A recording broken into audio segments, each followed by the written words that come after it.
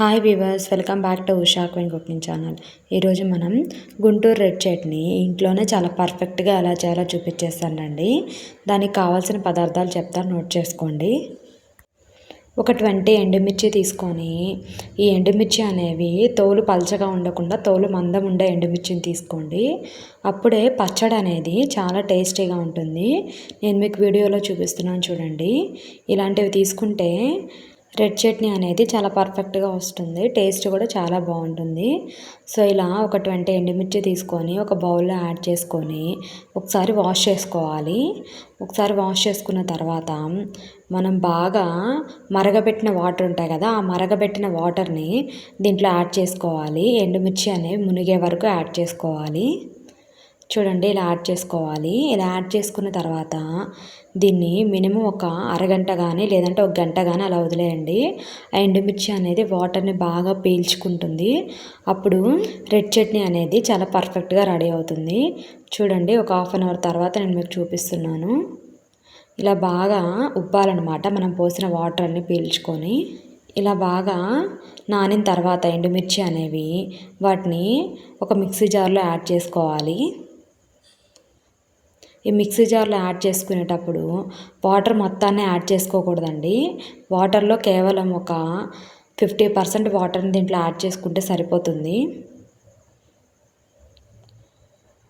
చూడండి, ఇలా ఒక హాఫ్ వాటర్ని యాడ్ చేసుకుంటే పచ్చడి అనేది బయట ఇంకా మనం ఎక్స్ట్రా వాటర్ ఏమి యాడ్ చేయకుండా పర్ఫెక్ట్గా రెడీ అవుతుంది. ఇలా యాడ్ చేసుకున్న తర్వాత వాటర్ని కూడా ఒక టేబుల్ స్పూన్ జీలకర్రని దీంట్లో యాడ్ చేసుకోవాలి. అలాగే ఒక 10 వెల్లుల్లి రెబ్బల్ని కూడా దీంట్లో యాడ్ చేసుకోవాలి. వెల్లుల్లి రెబ్బలు అనేది మీరు పొట్టు తీసైనా యాడ్ చేసుకోండి, లేదంటే డైరెక్ట్గా పొట్టుతో అయినా యాడ్ చేసుకోండి, అది మీ ఇష్టం అండి, ఆప్షనల్. తర్వాత ఒక హాఫ్ టేబుల్ స్పూన్ సాల్ట్ని కూడా దీంట్లో యాడ్ చేసుకోవాలి. ఇవి మొత్తం యాడ్ చేసుకున్న తర్వాత వీలైనంత మెత్తగా గ్రైండ్ చేసుకోవాలండి. నేను మీకు వీడియోలో చూపిస్తున్నాను చూడండి. ఇలా పొలుకులు ఏమీ లేకుండా బాగా మెత్తగా గ్రైండ్ చేసుకోవాలి. అప్పుడే పచ్చడి టేస్ట్ అనేది చాలా బాగుంటుంది. ఈ పచ్చడి చాలా స్పైసీగా ఉంటుందండి. ఒకవేళ మీరు ఇంత స్పైసీగా తినలేకపోతే ఒక చిన్న ముక్క బెల్లాన్ని కానీ లేదంటే ఒక టేబుల్ స్పూన్ చక్కెరని కానీ యాడ్ చేసుకోండి, సరిపోతుంది. ఇలా రెడీ చేసి పక్కన పెట్టేసేసుకున్న తర్వాత ఒక దోశ ప్యాన్ తీసుకొని స్టవ్ మీద పెట్టేసేసి మంటని మీడియం ఫ్లేమ్లో పెట్టాలి.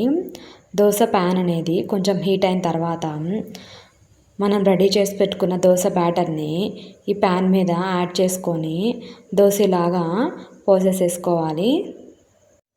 తర్వాత ఇందాక మనం రెడీ చేసి పెట్టుకున్న రెడ్ చట్నీ ఉంది కదా, ఆ రెడ్ చట్నీని దీని మీద ఇలా యాడ్ చేసుకుంటూ ఈ రెడ్ చట్నీ మొత్తం కూడా ఈ దోశ మొత్తానికి కూడా ఇలా అప్లై చేసేసేయాలి మొత్తము.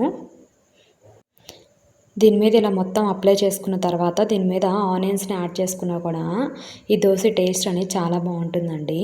మీరు ఒకవేళ ఎగ్ దోశ వేసుకోవాలనుకున్నా కూడా దీని మీద డైరెక్ట్గా ఎగ్ని యాడ్ చేసుకోవచ్చు, చాలా బాగుంటుంది, పర్ఫెక్ట్గా ఉంటుంది ఎగ్ దోశ అనేది.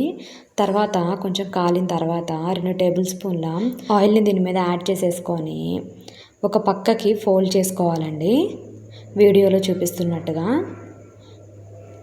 ఇలా ఫోల్డ్ చేసుకొని బాగా 2 వైపులా కూడా కలర్ చేంజ్ అయ్యే వరకు బాగా కాల్చుకోవాలి. అప్పుడే లోపలున్న ఆ రెడ్ చట్నీ అనేది దోశకి బాగా పడుతుందండి, ప్లస్ బాగా కాలుతుంది కదా, టేస్ట్ కూడా చాలా బాగుంటుంది. మీ ఇంట్లో కనుక ఎవరికైనా గ్యాస్ట్రిక్ ప్రాబ్లం ఉంటే దోశ పిండిలో మిగిలిపోయిన అన్నాన్ని యాడ్ చేయకండి. అలా యాడ్ చేయడం వల్ల గ్యాస్ట్రిక్ ప్రాబ్లం అనేది వస్తుందండి. మీ ఇష్టం, అది మీకు కావాలనుకుంటే యాడ్ చేసుకోండి, లేదంటే లేదు.